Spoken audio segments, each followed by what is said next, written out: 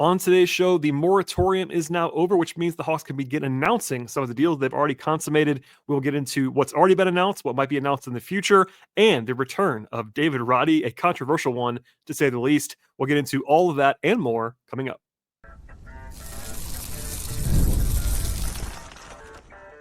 You are Locked On Hawks, your daily Atlanta Hawks podcast. Part of the Locked On Podcast Network. Your team every day. Hello, friends. Welcome to episode 2017 of the Locked On Hawks podcast. I am your host, Brad Rowland, coming to you on a Monday evening into Tuesday. And today's podcast is brought to you by the folks at FanDuel Sportsbook. And right now, if you're a new customer at FanDuel, you get $150 in terms of dollars in bonus bets if your first $5 bet wins at FanDuel. I also want to encourage you at the top of the show, as I always do, to make Locked On Hawks your first listen each and every day. Check us out and subscribe to the show anywhere you find your podcast. That includes Apple, Spotify, YouTube, etc. And of course, be sure to tell your friends about the program as well. Lots to get to on kind of a bonus, maybe shorter edition of the podcast. If you missed it, I talked to Noah Dalzell about Kristaps Porzingis quite a bit on Sunday into Monday. That was a fun conversation. You could learn a lot about the newly acquired big man from the Boston Celtics. And before that, Tyler Jones on the podcast, widespread draft coverage, the coverage of the acquisitions already from the Hawks about Alexander Walker and Kennard and all that fun stuff. So please catch up on the archive, and we'll dive in now today. Kind of a nuts and bolts episode of the show in advance of Summer League, which is later on this week in Las Vegas. First, I mentioned before, the moratorium came to an end on Sunday afternoon. There was always going to be some movement as far as things becoming official for the Hawks, and a few of those are now done as of this recording on Monday afternoon/evening. The first one was, not in order, but the biggest one as far as the chronological one is that Kristaps Porzingis is now officially a member of the Hawks. That was not announced until Monday, but people were kind of, I wouldn't say freaking out, but worrying about this not being announced yet.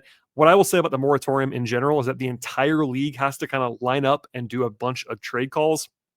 They may not sound terribly exciting because it's not, but it also takes a very, very long time. I know people from teams and they have to just be ready to go and talk for a long time about all the machinations, all the stuff that we kind of take for granted about making a trade happen, dating back to the draft and all kinds of deals. So it takes a long time. The Hawks announced two things on Sunday, Porzingis on Monday, but that was always going to happen. There was nothing dramatic about it, just was always going to be happening as it was. In fact, the deal was consummated as reported, with the Hawks acquiring Porzingis, sending out Terrence Mann, the rights to the number 22 overall pick, which became Drake Powell, as well as George Niang, and a future second from the Cavs. All that went out for Atlanta.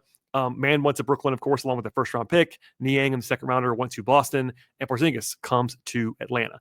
Again, nothing huge here, just that it's official. That's done. There was a statement in all of these announcements from Ante Saleh, the general manager of the Hawks. And first, he thanked Terrence Mann and George Niang for their service and what they were able to do for the Hawks last season, which is the good thing to do and the right thing to do, I would say. But then also he gave this quote about Kristaps. Quote, Kristaps is a unique and versatile talent with championship pedigree. His ability to stretch the floor, protect the rim, and make plays on both ends adds another dimension to our team. We are fortunate to add a player of his caliber to our group. End quote. That makes sense. It's kind of what I think about him in a nutshell as well. That kind of player that everyone's looking for that can shoot the ball and spread the floor on offense, as well as protect the rim on defense. He brings that size element to the table. He does have some limitations, as again, I talked about with Noah quite a bit on Sunday, but obviously a very talented ceiling-raising player for this team. I thought it was notable. The Hawks touted pretty, I would say, two big things in their press release and kind of telling about what Porzingis is actually capable of doing. He is one of only 8 players in NBA history to average at least 19 points, 7 rebounds, and 1.5 blocks per game in their career with at least 500 games played. Only one of the 2 of them that is active, along with Anthony Davis. So that's, again, scoring, rebounding, and block shots. And then also, he's one of the 10 players in the history of the league with at least 900 three-pointers made and 900 block shots. So that skill set is so rare, and he has it. And obviously, the injury stuff is well documented. He might have some limitations as far as how many games he plays, but the ceiling that he unlocks for this Hawks team cannot be overstated. The way that he opens up the floor offensively for a lot of different lineups. You can play 5 out legitimately for the first time in a long time in Atlanta. Pairs with Porzingis really with Okongwu really well. Pairs with Jalen really well. all kinds of flexibility and versatility, etc. One more note on Porzingis. There was a report from across the pond that he's actually expected to join the Latvian national team after a trip to Atlanta, which is, I think, happening now in preparation for Eurobasket. Eurobasket is the European Championships, basically, and that's happening in late August as far as the games are concerned. Also, Zachary Richichet should be playing in that as well for France. So some late August basketball for us all to watch and consume and prep for on the Hawks side. But in the meantime, the deal is done. Porzingis is headed to Atlanta. The other one that was announced that was, again, not a surprise at all, it was announced as reported, is that Nickeil Alexander-Walker is coming to Atlanta. The details are, of course, he's signing this 4-year deal. Still haven't seen the full official details of that contract. It takes a couple days to get into the system for everyone that's kind of in the know to kind of find these numbers.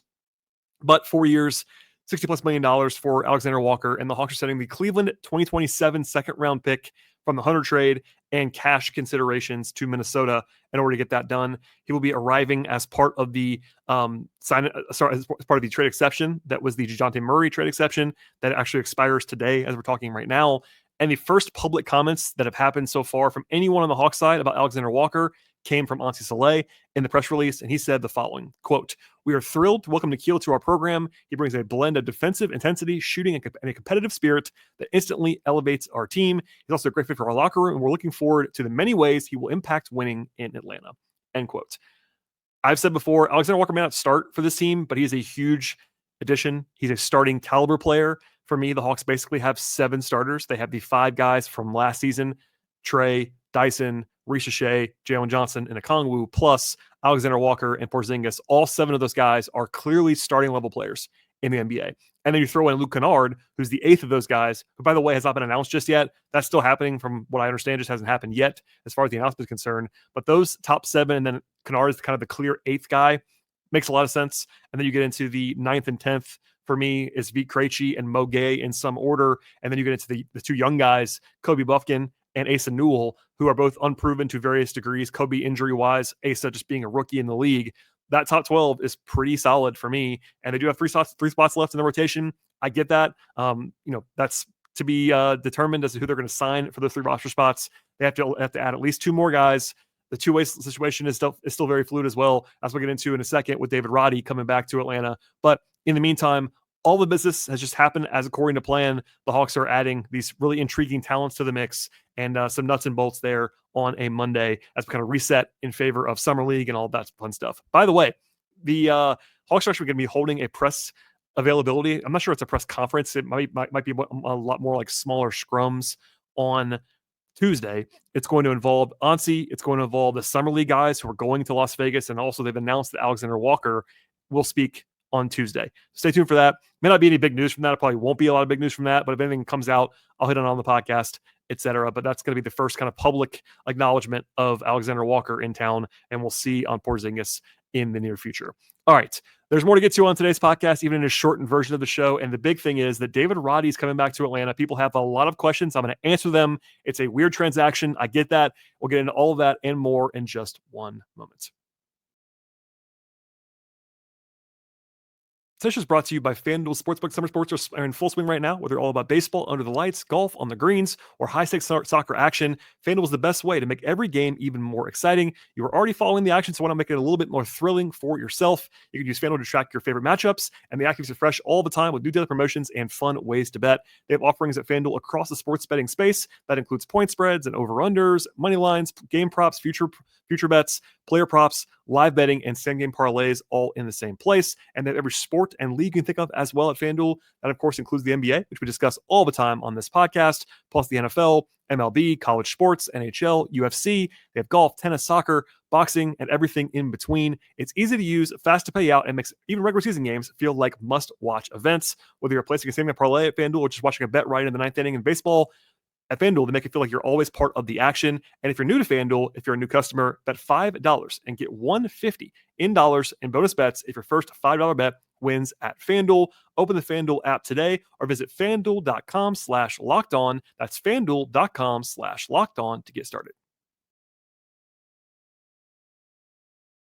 All right, and I got a few calls for an emergency podcast on Sunday because of one small detail that was announced that was not already reported until Sunday. And it has to do with this historic 7-team trade that involves Clint Capella going to Houston and Daquan Plowden going out. And as we get into a second, David Roddy coming in. So the actual details are notable because of what I just said before. It's the first 7-team trade in the history of the NBA. The Hawks are only a very small part of it, but the Capella deal, which we discussed already on the show a few days ago, going to Houston, couldn't happen as just a pure signing. It was a little bit too much money for the Rockets. So the Hawks had to get involved with a small benefit of a 2031 second-round pick swap. That's a very tiny benefit, but it's something to entice the Hawks, and some cash as well from the Rockets to kind of do them a favor. No bad stuff for the Hawks, just an easy win for Atlanta. Actually create a small trade exception, get a second round pick swap for basically the cost of nothing, because Capella was going to leave anyway, as we already know. That's part one of the deal. And I'll stop now to say there was a formal send-off quote from Ansi about the tenure of Clint Capella that I wanted to read for you. Quote, "We are grateful for everything that Clint did to contribute to the Hawks over the last 5+ years, both on and off the court. In addition to being a great teammate and an impactful defender, he is a world-class human being who always conducted himself with class and joy. We wish Clint all the best in the next chapter of his career." End quote. Good statement there from Ansi. Backs up what I've always heard about Clint. Everyone loves Clint that's played with him around the organization. 5+ years. Salute to Clint Capella for his service in Atlanta. Then you have the second part of this trade, which is much more, I would say, nuanced and kind of nerdy, but I will avoid some of the nerdy stuff and about how many teams have to kind of, quote, touch with each other in these weird multi-team trades. It's a 7-team deal. That's the first ever that's ever happened. You got to touch different teams and there's machinations galore. But the second part of the trade, basically, the first part again is Capella just for the pick swap and the cash. That's it. The second part of the trade is the Hawks agreeing to trade Daquan Plowden on a 2-way contract, which he was already signed to, and then they're receiving old friend David Roddy. And David Roddy is also on a 2-way contract, which will be a big part of this stuff. So I got a lot of questions about this. I won't answer them all, but I'll answer kind of them in mini fashion to kind of sort of outline why this happened and what's going on here. Number one, did the Hawks have to trade Plowden as part of the Capella deal? The answer is no. In fact, Plowden was immediately waived by Phoenix. So it wasn't as if that was a sticking point in the trade. He's going to be a free agent again. It was not a big deal. They did not have to put Plowden in the deal if they didn't want to. Number two, was there a financial benefit to trading Plowden away or taking Roddy back? The answer is no. Both guys are on 2-way contracts. 2-way contracts do not count against the cap, so they do not matter at all financially. You have 3 spots. You want to fill them. You do have to pay them money in actual dollars, but that does not count against the cap no matter what happens. Number 3, this is one that's actually a lot of people asked in different forms. Number 3 is, why would the Hawks take a downgrade on a 2-way spot just to do the Rockets a favor in the Capella trade? The answer is that they wouldn't. The Hawks would not take a downgrade willingly. And this is where I want to dig in a little bit here, because this is one that got, again, a lot of people about quote-unquote downgrading from Plowden to Roddy. The simple way to put this is that the Hawks would not have done this part of the deal if they thought they were downgrading. Now, obviously, you don't have to agree, and Hawks fans, I know, do not enjoy the David Roddy experience on the court from last season. I think some of that's kind of overblown. It's a different role, all of that, but I do understand people are not going to be happy about this, and they were not. As soon as that came across my transom, I was like, people are going to be so mad about this, and they were, to be fair. But the Hawks clearly do not believe that Roddy is a downgrade from Plowden, or they simply would not have done this part of the deal. Now, there are 2 angles to this on the Roddy Plowden side.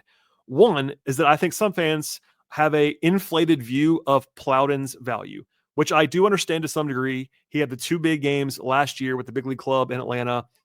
Famously, the Chicago game, he just couldn't miss a shot basically in that one. Those games did happen.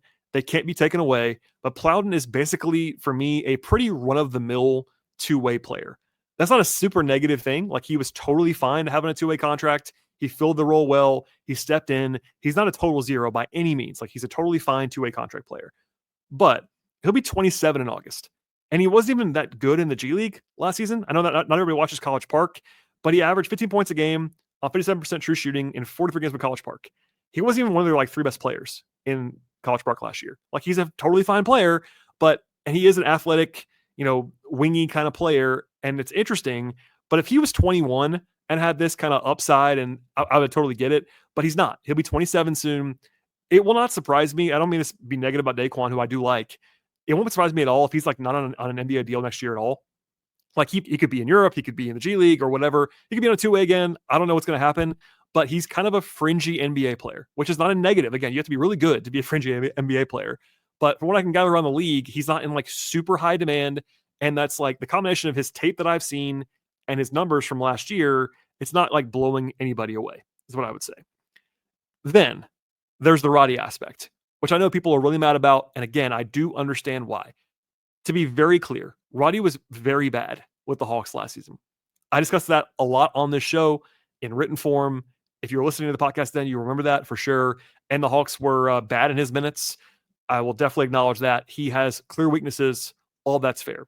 Again, part of that is his own weakness. He's a bad and limited defender for sure. It's hard to watch sometimes. Plus, it's kind of easy to poke fun of him because he's so limited athletically. Like by NBA standards, he's a very bad athlete. I get all that. I will also note this. He was put in a very, very bad circumstance by the Hawks, trying to play him at the 4 defensively with not even a great center sometimes. Like playing him with Larry Nance together, never going to happen. He's definitely bad defensively. Don't get me wrong. He is bad. But it was the worst possible context for him to be playing with Trey and all this stuff. So also worth noting, nobody cares, but he was pretty good on offense, actually. People don't remember that because he was so bad on defense, but he had 59% true shooting in Atlanta. Like that's a really good number. He shot well from 3. He's a good passer. Like he actually has some offensive skill. It's just outweighed by his defense. I totally get that. So one more time, I do understand why people were recoiling in horror at the idea of getting Roddy back. I get it. But the important thing to note here is that beyond what happened last year and all of the reality is he's on a 2-way contract this time. Last year, he was not on a 2-way contract. He was on a rookie scale deal making $3 or $4 million a year. He was like the 12th man on the team last year. Right now, he's on a 2-way contract. The bar is so much lower on a 2-way deal. For example, I just referenced Daquan Plowden as just kind of being a pretty run-of-the-mill 2-way guy. He was totally fine on that deal. And the same can be said for David Roddy. Like, if you just take away the Hawks fan PTSD and just kind of ask around the league about like whether Roddy is a reasonable 2-way player, the answer is pretty much always yes. Like he's, by the way, 3 years almost younger than Plowden. 2.5, 3 years younger than Plowden. He was first round pick 3 years ago. Literally 36 months ago, he was a first round pick in the draft. He's played in 168 games in the NBA in 3 years. Like if you take away his name and just show his profile, he would be a perfectly normal, reasonable 2-way contract. He's no longer making first round pick money or any guaranteed money at all. 2-way contracts are not guaranteed in any way, shape, or form. They're not guaranteed. He's like the 17th guy or the 18th guy on the roster right now. To me, that is not a problem. I get it, but this is why part of my spiel is like, hey, let's take all the emotion out of it to some degree and just say, hey, is Roddy a reasonable 2-way contract? My answer to that is very much yes. Now, the last thing on this is that it is very possible that the Hawks just waive David Roddy at some point this summer. We do not know how badly they just were really dying to have David Roddy on a 2-way contract. I do think if you just read between the lines, they did probably prefer him to Plowden because they didn't have to do this deal otherwise. But maybe, for instance, they end up getting Keaton Wallace or Jacob Toppin to sign their 2-way qualifying offer. And if they do that, maybe that's contingent on Roddy being waived. That could happen for sure. I'm speculating, obviously, but for me, if you just give me the choice between Keaton Wallace and David Roddy on a 2-way, I'm taking Keaton Wallace. Even though I'm higher on Roddy than most people seem to be around the Hawks, Keaton is a better player. Toppin is a more interesting player to me as well. So either one of those guys, sign me up, waive Roddy, sign those guys if they're able to do that. Maybe they prefer Adam Flagler, for instance, in Summer League. I think that in a vacuum, I'd rather have Adam Flagler right now than David Roddy on a 2-way contract. That's just me. Maybe they prefer Lamont Butler or Kobe Johnson on a 2-way contract as the 2 undrafted free agents. They could be prioritized above Roddy if they wanted to in the next couple of weeks. And then maybe they might prefer a 2-way route with Nikola Juricic, who is still unsigned. He could be on a full contract as well, but maybe they go to the route of a 2-way with Nikola, and he would be preferred to me over Roddy as well. So I'll be consistent in what I've said again over and over again the last like 2-3 weeks. And that is that 2-way spots and 2-way contracts in July, but always really are extremely fluid. They're non-guaranteed. They turn over a lot. And that also applies to Roddy. If the Hawks waived Roddy between me recording this and posting the podcast, I won't be shocked. Or if he's still on the roster in October on a two-way deal, I won't be shocked. It's variable at this point in time. But overall, I get it. People are going to be mad at me. It's fine. I think moving on from Plowden is totally fine. I think having Roddy, importantly, on a two-way contract is also fine. And this transaction is fine. It's not something to beat your chest about. I'm not saying it was awesome. And again, there are guys that I would prefer on two ways to David Roddy, to be very clear. But if the Hawks had that same thought that I have, and they may not, but if they do, they can simply waive Roddy and sign somebody else. It's not that big of a deal. And I think this is actually the last thing I'll say on this podcast. I think it's kind of the cost of the Hawks being so active for like a week and a half, and they got like almost all of their big business done in a short period of time, to where it's been quiet now for a few days, and this one new thing comes up, and it's a guy that people know and don't like, and people freak out. And I do get it. It's that time of year. But overall, if he was making $5 million a year, I would understand the outrage and I would share it with you.